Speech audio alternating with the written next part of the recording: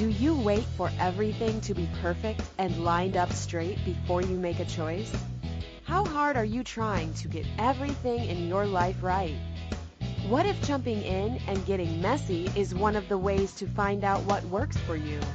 Discover how being willing to mess up can create the phenomenal life you truly desire. Get ready to quit judging and start embracing all of your messy adventures. Now, here's your host, self-declared messy living expert, Petrina Fava. Good morning, everyone. This is Petrina Fava. Welcome to Messy Adventures in Living on Monday morning, October the 19th. Happy Monday. So, this morning, our show is about a story that I listened to often when I was a kid, The Fisherman and His Wife.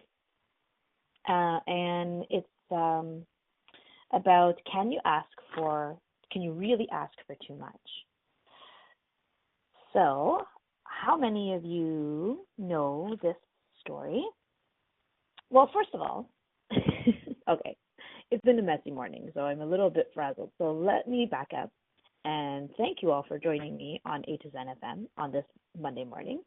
And I would love it if you would join me in our discussion today.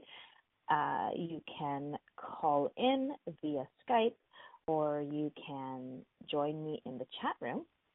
So if you would like to call in, the U.S. number is 815-880-8255. The Canadian number is 613-800-8736. And in the UK, you can call 033-0001-0625. So, have you ever heard of the tale of the fisherman's wife? Basically, this story is about a greedy woman who asks this enchanted fish for more and more and more things until she ends up with nothing in the end. So, do you believe that asking for too much will leave you with nothing? And is this program running your life? Is it in fact limiting what you can receive?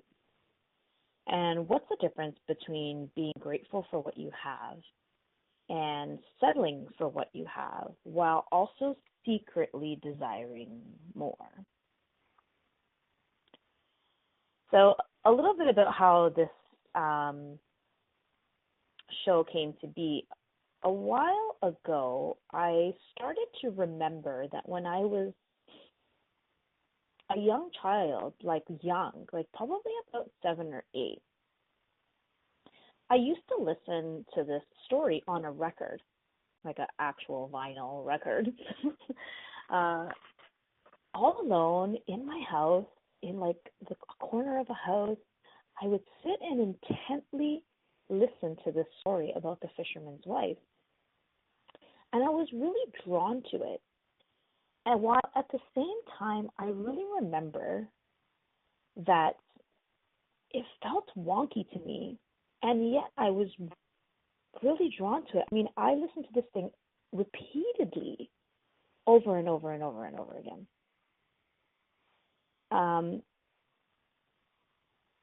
And since I've been using some of the tools of Access, and in Access we look a lot at the concept of receiving and what is receiving money, receiving everything, not only money, but we really look at this concept of receiving. And so I was suddenly really aware that I suddenly remembered that I was listening to this story a lot when I was a kid. And so I started to wonder how much this got programmed into my brain and where it was limiting my ability to truly receive. So you know what? I'm going to actually start with a story. It's a extremely long story, but I'm going to just tell it and try and shorten it so that in case you don't know this story, you can hear it. And while I tell the story, pay attention to your body and pay attention to what comes up for you, what energies come up for you, if something feels heavy, if something feels light. And then I would love to hear what was going on for you while you were listening to the story. All right, here it goes. So once there was a fisherman who went fishing one day and caught a fish. And when he caught the fish began to talk. And the fish told the fisherman that he was in fact not really a fish, but an enchanted prince. And he begged the fisherman to let him go. And he said, please let me go back into the water. I won't taste good. I'm not actually a fish. I'm really an enchanted prince that had, a spell put on me, and now I'm a fish. And so the fisherman happily released him and then went back home and told his wife all about what had happened. And when she heard that her husband had caught this enchanted fish, she said, "What did you ask him for in return?" And the fisherman said, "Well, nothing. I just released him because after all, he was not a fish. He was actually an enchanted prince. And what would I do with him?" And the fisherman's wife said, "Wow, you're an idiot. You just caught an enchanted prince and you threw him back in the water. You should have asked him something in return for giving him back his life. Go back to the water and call up the fish, the fish prince, and ask him for something." And the fisherman said, "Well, what would I ask him for?" And his wife looked around and said, "Well, look at where we're living. We live in this pigsty. We live in this little shack. Go and ask him to upgrade us to a cottage." And so the fisherman kind of was a little bit hesitant, but he went back to the water and called up the enchanted fish and said, "Hey, my wife, I really want to be here, but my wife made me come. She really would like. We live in this little pigsty hut. Can you upgrade us to a cottage in return for me letting you go?" And so the prince, the enchanted fish, said, "Go home. It's already done." And so the fisherman goes home, and he sees that his wife is living in a pretty cottage with a nice garden, and some new furniture. And he says, "Oh wow, look at this! This is beautiful. That's awesome. We're set now. Look, our lives have changed. We are now no longer living in a pigsty. We live in a nice, pretty cottage with a nice garden. How cool is this?" And so the wife's like, yeah, it's nice. And she was happy for a week or two. And then she said, it would be really nice if we lived in the castle. This cottage is nice, but the garden is not really big enough. And, we could use some better furniture. Go back to the water and call the prince again and ask him to upgrade us to a cottage. And she was being really pushy about it. And the fisherman was kind of hesitant. He's like, "I don't really want to. I mean, we live in a cottage. Why do you have a castle? We're good." She's like, No, you must go. Why are you being such a wimp? Go. So he goes back to the water, and he notices that the water is a little bit more murky this time and a little bit more rough. And he calls up the fish hesitantly and says, "I'm really sorry. It's my wife. She wants to have a castle." And so the fish is like, "Okay, fine, go. It's already done." She has a castle, and he goes back, and his wife is there, and she's living in this gorgeous castle with marble and glass windows, and she has servants, and it's beautiful. And he's like, "Wow, look at us. We live in a castle. This is amazing. This is great. We're going to be happy, and we're set for life for sure." And the wife's like, "Yeah, that's awesome. It's fine." And so then a week goes by, and she starts to think that since she lives in a castle, she says to her husband, "I think that, look at all this land. I need to be king. You need to be king." And the husband, the fisherman's like, "I don't want to be king." And she's like, "Fine, if you don't want to be king, I'll be king. Go back to the fish and ask him to make me king of all this land." And the fisherman kind of argues with her a bit, but she's really pushy, and she's like, "You need to go. telling you need to go. And he goes back to the water, and the water is even darker and more rough, and he calls up the fish really shyly. He's like, I'm really sorry. He's really embarrassed by his wife. He's like, but my wife, she wants to be king. And the fish is like, it's done. Go home. Your wife is king. And so he goes home. And there's his wife sitting on a throne. She's the ruler of all the land. She has servants and trumpets are playing. And he says, wow, you're king now. Like, well, there's nothing else to ask for. Like, this is just way beyond our most wildest dreams. This is amazing. Surely there can be nothing more than this. And so the wife's like, yeah, it's good, it's good. And so a couple of weeks go by, and she decides that she wants to be emperor. And so she makes her husband go back to the fish, and he asks the fish really shyly and quite embarrassed, and the waters are quite tumultuous, like, I'm really sorry, my wife, she's not satisfied with being king. She really wants to be emperor. And the fish says, go. It's already done. And he goes back, and she's the emperor. She's got this most beautiful crown full of jewels and long flowing gowns and tapestries on the wall and all these riches and jewels, and he's like, wow, like, you are emperor. They're holy, like, surely this is enough. Like, what else could there possibly be besides emperor? And sure enough, in a week or so, the wife decides that she wants to, in fact, be pope. So she forces her husband to go back to the water and ask her to be pope. And so he goes back, and he's very, really embarrassed. He's like, my wife, she wants to be pope. And so the fishes go home. She's pope. So he goes home, and there's his wife. She's the pope, and she's the ruler of all the kingdoms. And he's like, this is okay. Like, this is it. You're pope. Like, there's nothing higher than pope. And sure enough, in a couple of weeks, she decides that since she's pope, the only thing left is that she can't make the sun and the moon rise, and she can't change the weather, and she can't command the universe. So she wants him to go back and ask the fish for her to be God. And the fisherman is like, basically, are you nuts? Like, I'm not going to the fish and asking him to make you God. You are the Pope. What more can you possibly want? How can you be God?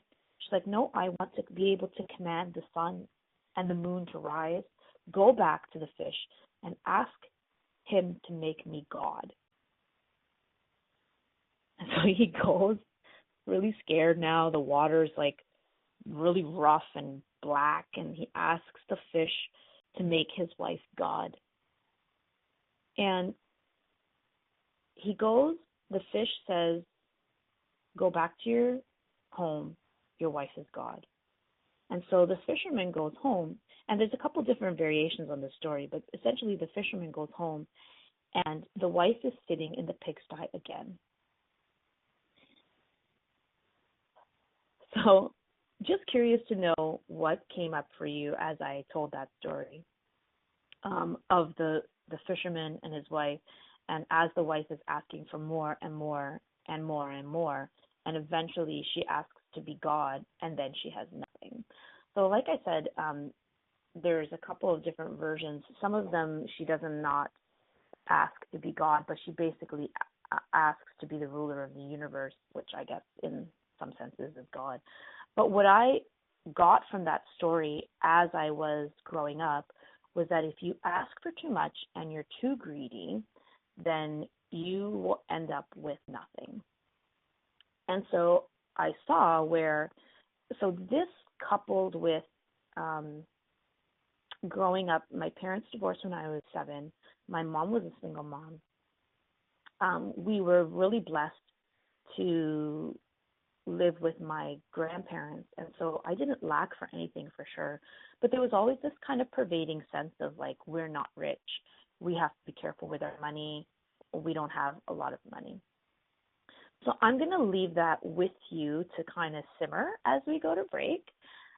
You're listening to Messy Adventures in Living on A to Zen.fm with myself, Petrina Fava, and when we return, we'll continue our conversation about the fisherman and his wife and the energy of that story and how maybe that's limiting what you're asking for in your life. Stay tuned. Do you wait until all the traffic lights are green before you get in your car? Of course you don't. Are you waiting until you have everything perfect to begin living? Most of us have learned not to take any steps until we have all the information to make the right choice. What if the opposite is true? What if it's choice that creates awareness?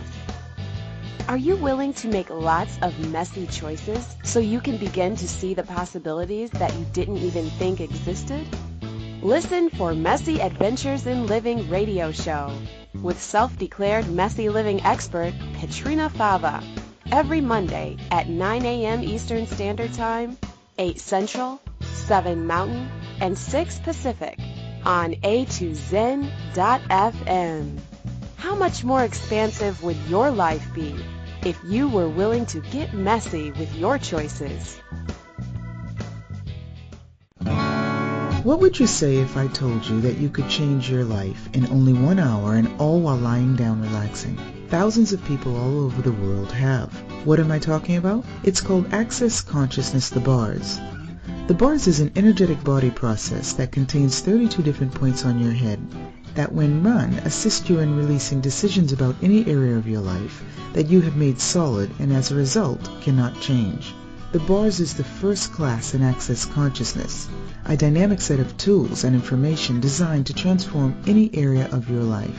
When you have a bars session, the worst that can happen is you feel like you had a fantastic massage. The best thing that can happen is your whole life could change. Go to accessconsciousness.com today to find a facilitator to schedule a private session or to find a bars class in your area. Are you willing to give yourself an hour to change your life?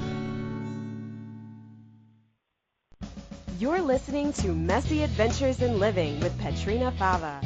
To participate in today's show, please call in the U.S. 815-880-8255. In Canada, 613-800-8736. In the UK, 033-0001-0625. Or you can Skype us at a2zen.fm. You can also ask questions or comment by email by sending to Petrina at petrinafava.com. Now, here's Petrina with more messy adventures. Welcome back. You're listening to Messy Adventures in Living on a2zen.fm with myself, Petrina Fava. So just before the break, I was telling the story of the fisherman and his wife. I think sometimes the story is also known as the fish and the flounder. And basically, if you've just joined us, the story is about a fisherman and his wife who live in this tiny little pigsty hut. And the fisherman goes fishing one day and catches a fish who begins to talk and tells the fisherman that he is in fact an enchanted prince. And so he goes home and tells his wife what happened, and his wife basically tells him he's an idiot for not asking for anything of this fish, who surely owes him something because he saved his life by throwing him back in the water.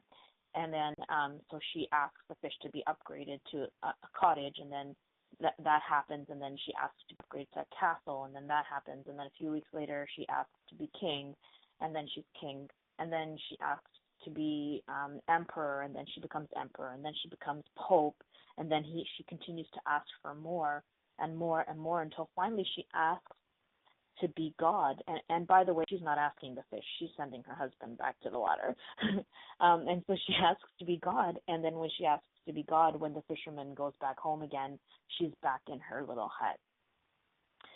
So if you would like to join in our conversation, I would love to hear if anything came up for you while you were listening to the story, or even if you heard the story when you were a kid, and what kinds of things you began to believe while listening to the story of the fisherman and his wife.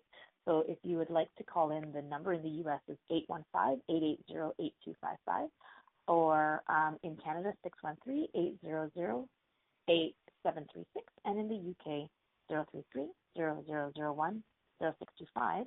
If you are not interested in calling and you'd like to just chat with us in the chat room, if you go to a2zen.fm on the home page, on the top row, there's a little tab called chat room. You can just log in there with your name or even a fake name if you like.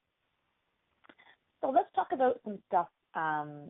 So some people in the chat room are just talking a little bit about what came up for them as they were listening to the story.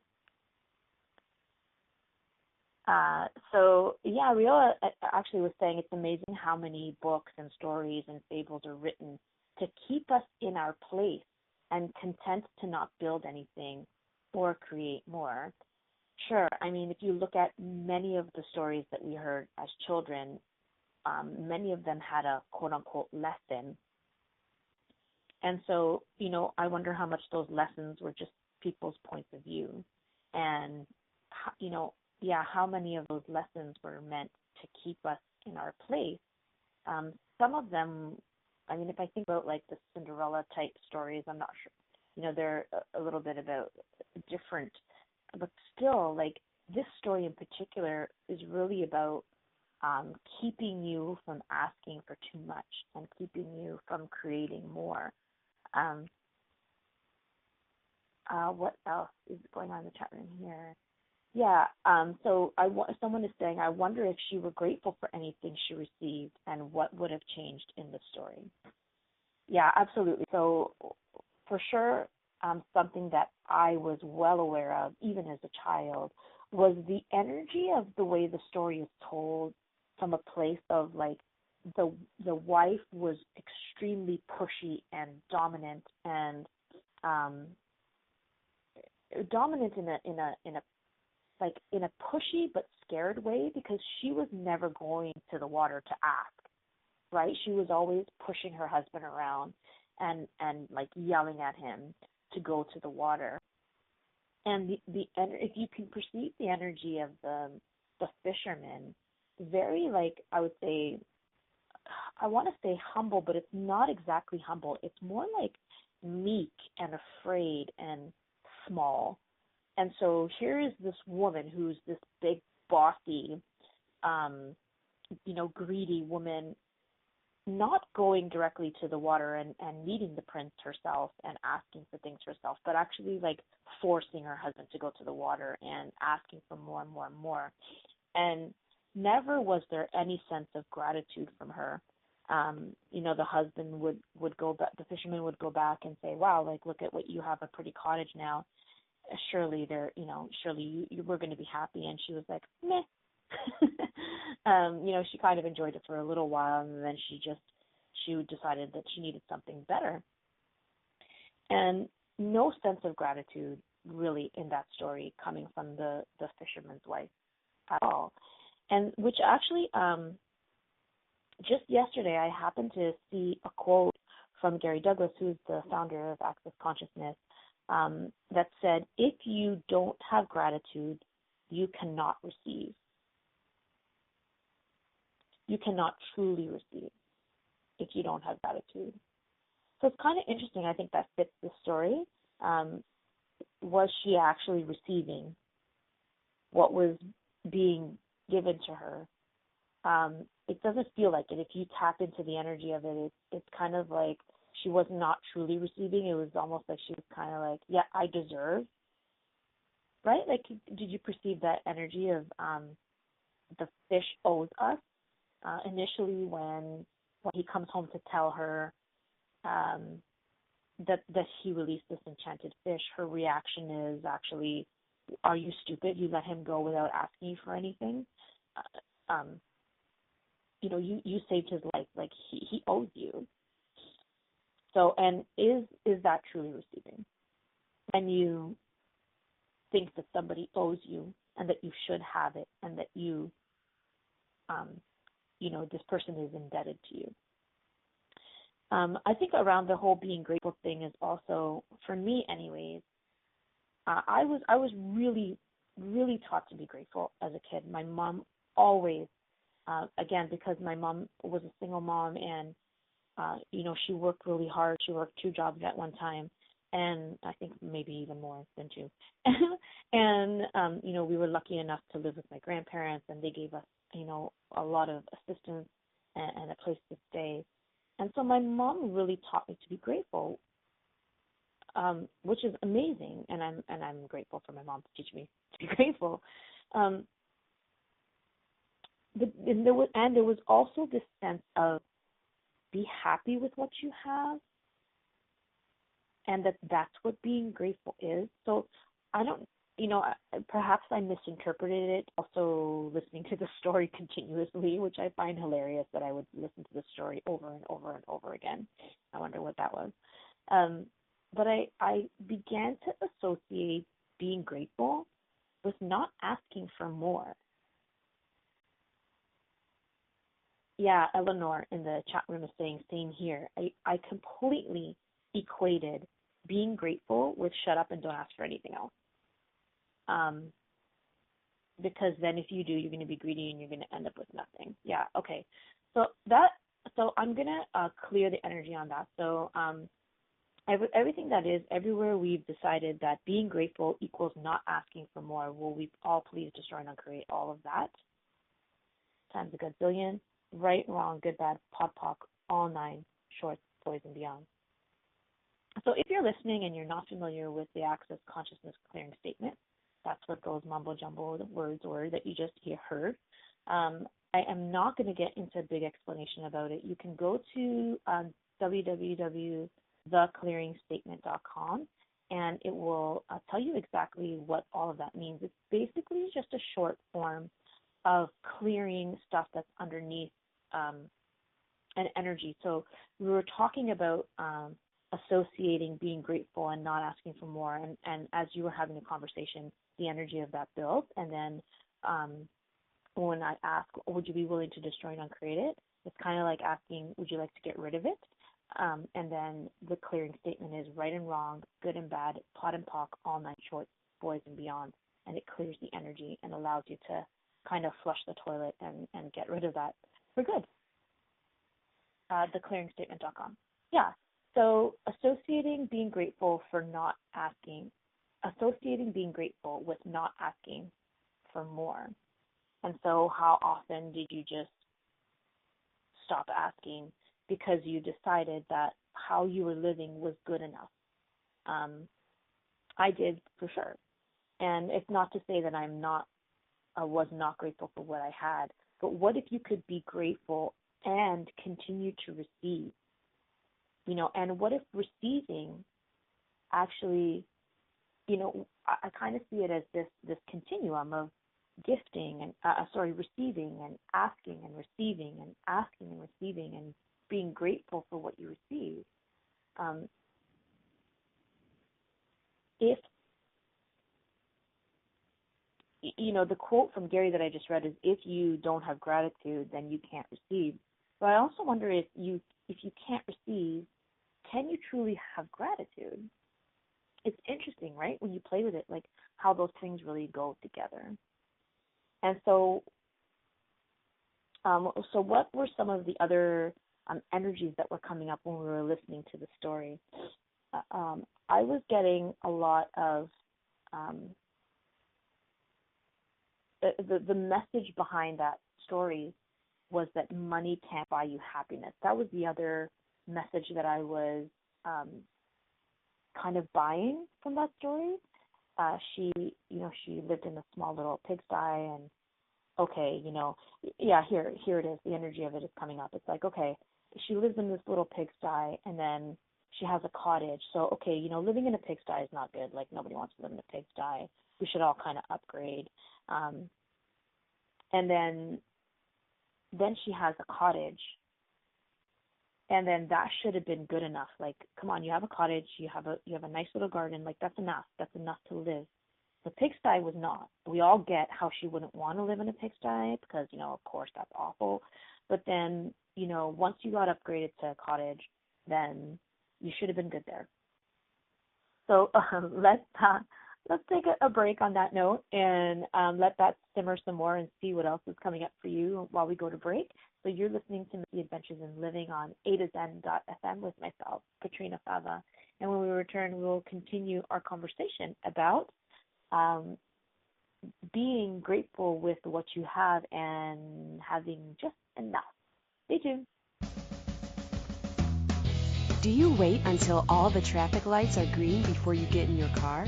Of course you don't. Are you waiting until you have everything perfect to begin living? Most of us have learned not to take any steps until we have all the information to make the right choice. What if the opposite is true? What if it's choice that creates awareness? Are you willing to make lots of messy choices so you can begin to see the possibilities that you didn't even think existed? Listen for Messy Adventures in Living radio show with self-declared messy living expert Petrina Fava every Monday at 9 a.m. Eastern Standard Time, 8 Central, 7 Mountain, and 6 Pacific on a2zen.fm.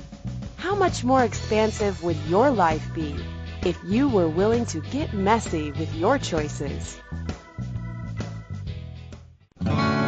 What would you say if I told you that you could change your life in only 1 hour and all while lying down relaxing? Thousands of people all over the world have. What am I talking about? It's called Access Consciousness, the bars.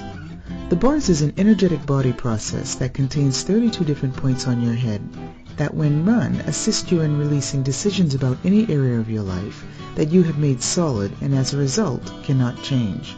The bars is the first class in Access Consciousness, a dynamic set of tools and information designed to transform any area of your life. When you have a bars session, the worst that can happen is you feel like you had a fantastic massage. The best thing that can happen is your whole life could change. Go to accessconsciousness.com today to find a facilitator to schedule a private session or to find a bars class in your area. Are you willing to give yourself an hour to change your life? You're listening to Messy Adventures in Living with Petrina Fava. To participate in today's show, please call in the U.S. 815-880-8255. In Canada, 613-800-8736. In the UK, 033-0001-0625. Or you can Skype us at a2zen.fm. You can also ask questions or comment by email by sending to Petrina at petrinafava.com. Now, here's Petrina with more messy adventures. Hey, welcome back. You're listening to Messy Adventures in Living on a2zen.fm with Petrina Fava. And before the break, we were talking a little bit about, well, if you're just joining us, we were basically talking about an old fable or fairy tale story that I used to listen to when I was quite young, and called The Fisherman and His Wife, about a fisherman who catches a fish who ends up being an enchanted prince, and his wife keeps making him go back and ask him to grant her all of these wishes, and basically she wants, more and more and more and more, and eventually she asks to be a king living in this beautiful castle, and then from king she becomes emperor, and then from emperor she becomes pope, and then eventually she gets to be God, and then she has nothing. And so we're talking about the energy of the story and the quote-unquote lesson that was meant to be passed along through the story of, if you ask for too much, then you get nothing at the end. And if you're greedy, you get nothing. You should be happy with what you have. So I was just looking at how, once she was upgraded from pigsty to cottage, but for me, the energy was like, okay, stop there. Surely having a cottage is nice and comfortable. There's no suffering involved in the cottage, right? Whereas like the pigsty, maybe there was some suffering involved there because it's gross and dirty and, possibly has a lot of infectious areas. And then, cottage is like nice and clean, and you have a garden, and it would be very easy to live in a nice, neat cottage. And so you should be happy with that. And again, like this is an energy that has pervaded my life. I don't know about you guys, but just like to be happy with what you have, to be happy with just enough. My mom used to say, if my mom is listening, I love you, Mom. My mom used to say, Oh, it's gone. She used to say, "Oh, I don't need to be rich. I just want to be okay. Like I just want to be I just want to have enough to get, like, not get by, but comfortable." Sorry, there, that's the word. Um, she would always say, like, I don't need to have anything fancy. I just want to have enough to be comfortable. And I know that my mom was really grateful for everything that she had in her life, because it would have been really easy for us to be out on the street. My dad kind of left us high and dry. And, my grandparents took us in, and thank goodness, because, you know, I think in my mom's eyes, you know, she could have easily been on the street. So she was really, really grateful for what she had. And, there it is. So also, she used to tell me a lot. I don't have a lot of memories of my dad, but she used to tell me a lot that my father, I guess, used to kind of like money, or he had a business, and I remember that she told me that he used to come home. He was he had a hairdressing salon. He was a barber, and he used to come home with like lots of money out of his pocket, like cash from the day, and there's kind of this energy of like how he wanted more, and he wanted to always have more, and there was this huge negative connotation, like um he wasn't happy with what we had, and so he wanted more, wanted more. And I don't know if this is what my mom necessarily was saying, but this is for sure how I interpreted it. Um, and then, look, he ended up with nothing, because then he ended up having some kind of mental breakdown, and then my parents split up, and he um didn't really see us as kids anymore, and so he sort of, quote unquote, lost his family. Oh wow. I didn't know I was going to go there today, but hey. And so, yeah, so that's kind of what was happening in my world, where my mom was like, let's just be grateful for what we have. Look at what happened with your father, where he was like really wanting more, asking for more. He wanted to be like the big shot, and now look at him, he has nothing. So I'm just going to clear that, because I don't know if anybody else has that going on. This is like a big load of crap coming up for me around that. So everything that is, and everywhere you looked at people and decided that that because they wanted to have more, and they wanted to be like others, and they wanted to be big show-offs, and everywhere you saw that, and actually were the truth of that. So, the truth of not in being in the space of true gratitude, but actually wanting wealth as a way to compete with others, and then deciding that that's not what you wanted to do, and because that was wrong. Can we please destroy and create all of that times a gazillion? Right, wrong, good, bad, pod, poc, all nine shorts, boys and beyond. Wow, yeah. So Eleanor in the chat room is saying a big part of me still wants to only be comfortable. Yeah, so what is that? What's the value of only being comfortable?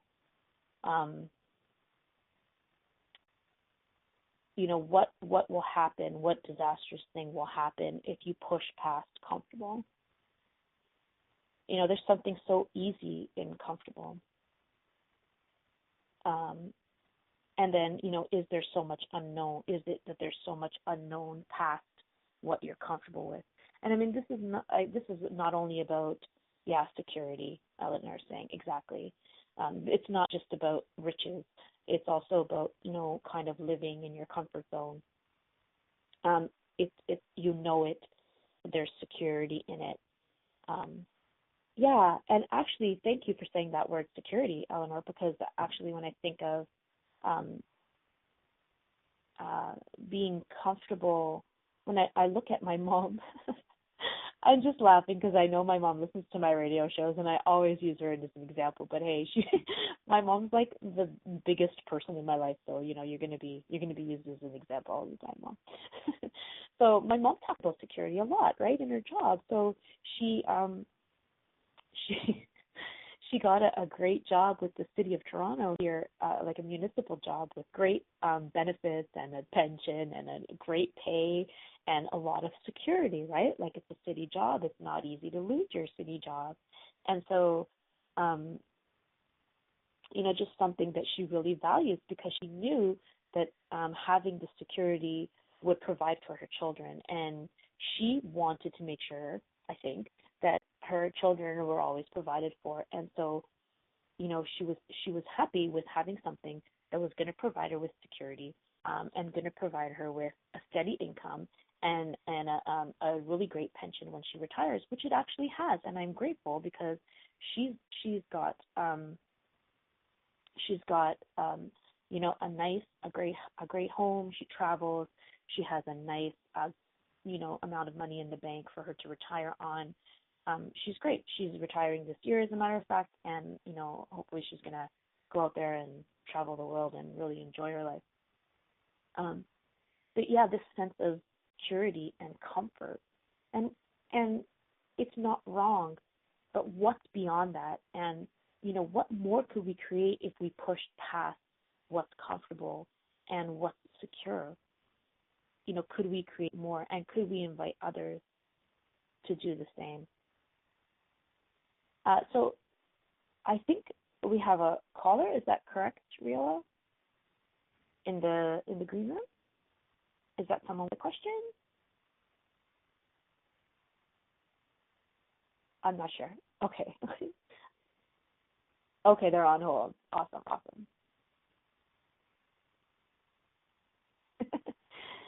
Okay. This is my first actual caller, so I'm not sure what to do with this. Caller, are you there? Is it? Okay, I'm going to keep talking. And hello? Then you can. Can you hear me, hi Petrina? there. Yes, I can hear you. Oh, Hi. good. Is this Eleanor? It is. Good morning and congratulations on your new show, Petrina. Well, thank you very much, Eleanor. It's nice to actually it's chat wonderful. with you. I love it. Thank you. A few things were popping up for me when you were talking about receiving, being grateful and receiving. I'm going back a little, but it does tie in. I've noticed in my life recently, I work in the restaurant business, and I get paid through tips, and my money has become huge in the last while using the Access tools, and there's been changes, additions to, the restaurant.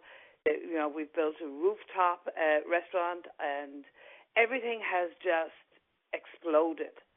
And every night is a great night. And I've noticed with my receiving that when I worked on this past Saturday night, I made the most money in the 28 years I've been doing it in one night. And I noticed when I was receiving the money, there was this energy of, it wasn't verbal, it was kind of an energetic, an energy inside saying, this is too much.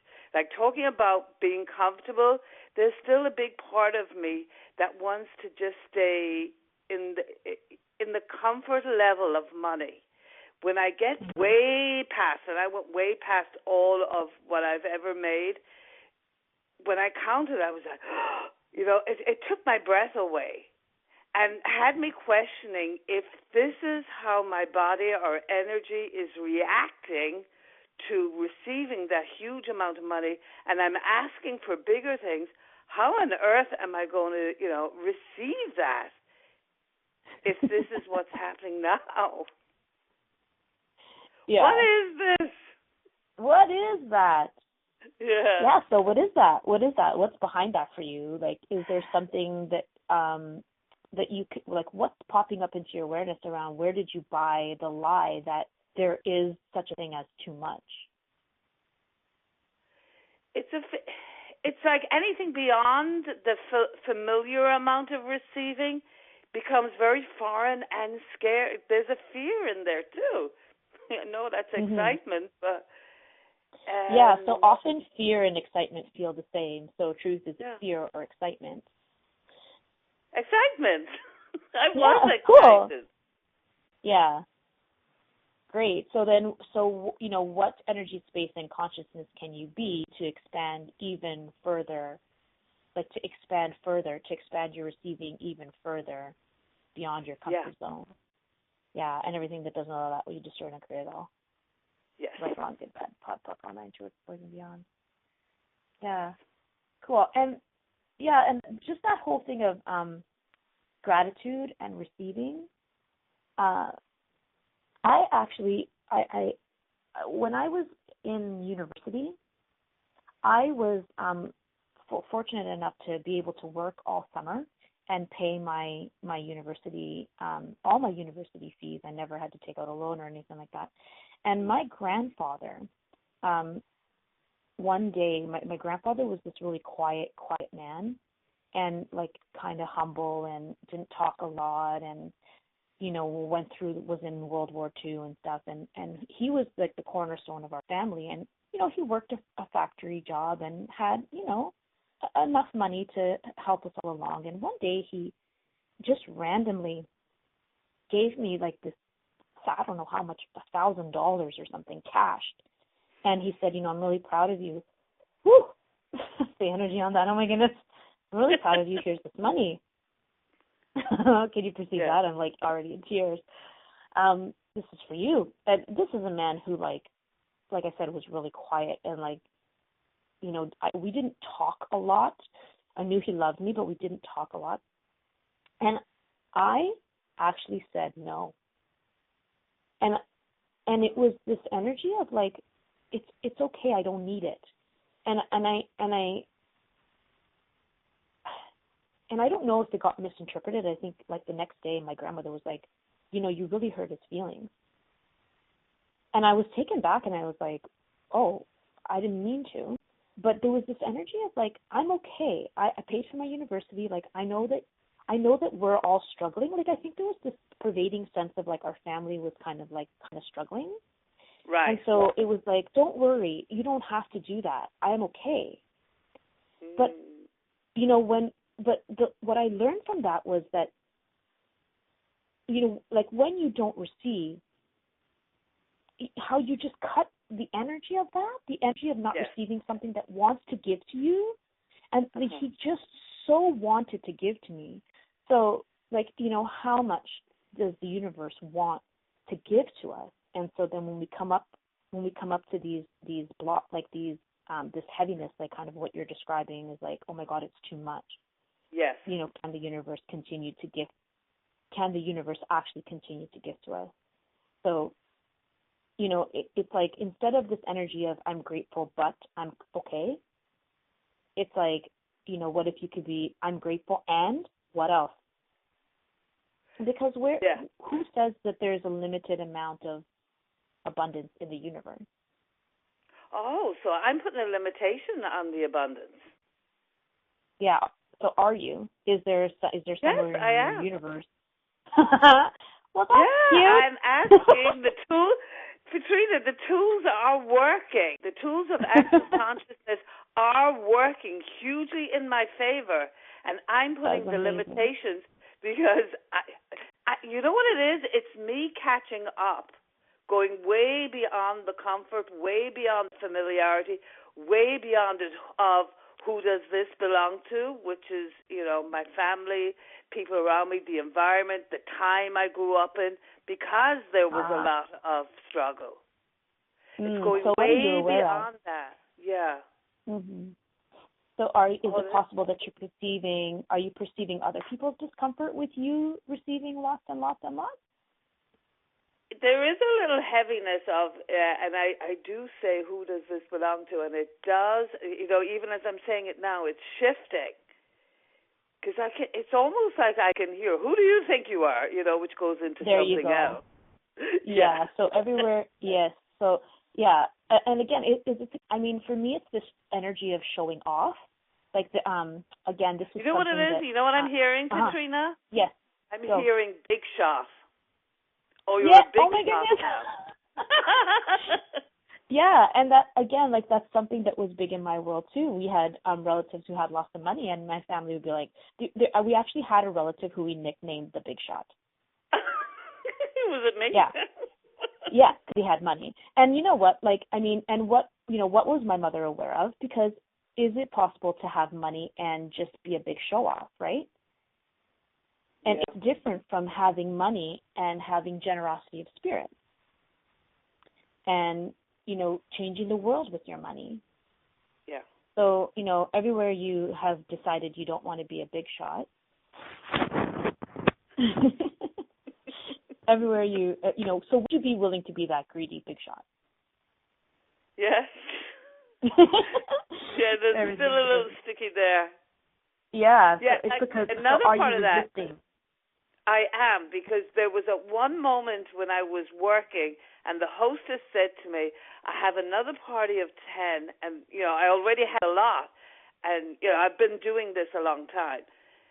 She said, can you take this? And there was this second, where I thought maybe I shouldn't. And then I thought of just say yes. I say yes to everything in my life, which opens up my allowance. And I said yes.